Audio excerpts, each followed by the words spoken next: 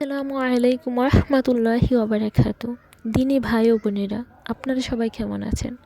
আশা করি আল্লাহর অশেষ রহমতে অনেক ভালো আছেন।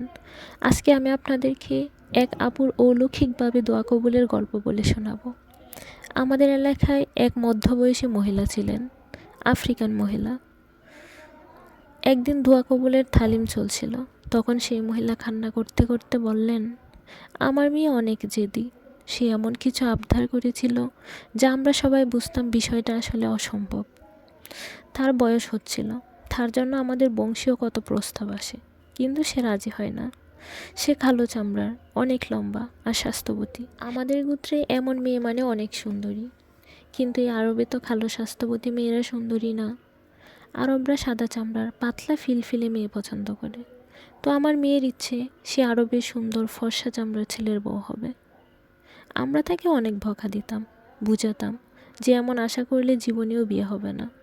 মেয়ে বলতো, আমার বিয়ে কি তোমরা দিবা নাকি আমার আল্লাহ দিবেন? কদিন পর আমার বড় ছেলে আরবের পক্ষ থেকে এক প্রস্তাব আনলো। আমরা সবাই খুশি হলাম, কিন্তু আমার মেয়ে না করে দিল।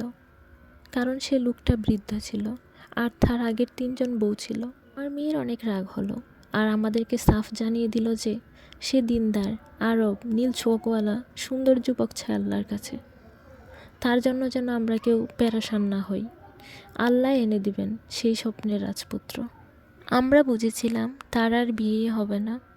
একে তো ওর কালো চামড়া, চেয়ে বসেছে সুন্দর সাদা চামড়ার আরব।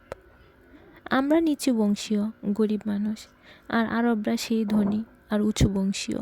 সব না হয় মানলাম, কিন্তু নীল চোখ, এ আবার কেমন পাগলামি। আরবদের বেশি থেকে বেশি খয়েরি চোখ হয়, কালো আর খয়েরি।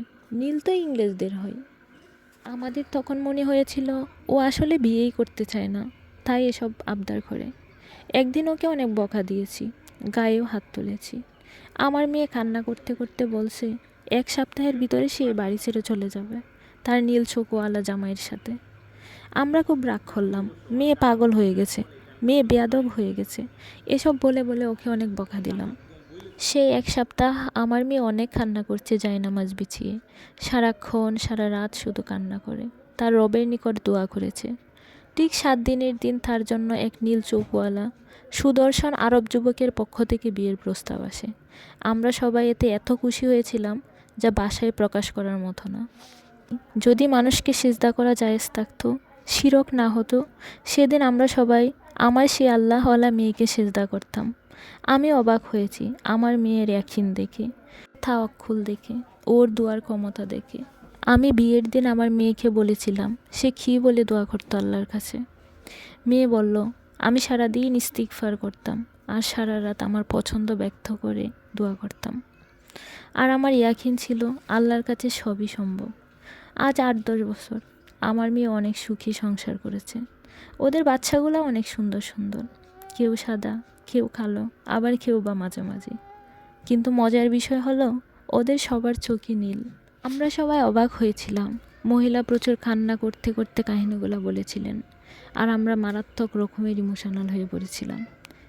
রাতের তাহাজ্জুদ আর ইস্তিগফারের কী ক্ষমতা! সুবহানাল্লাহ।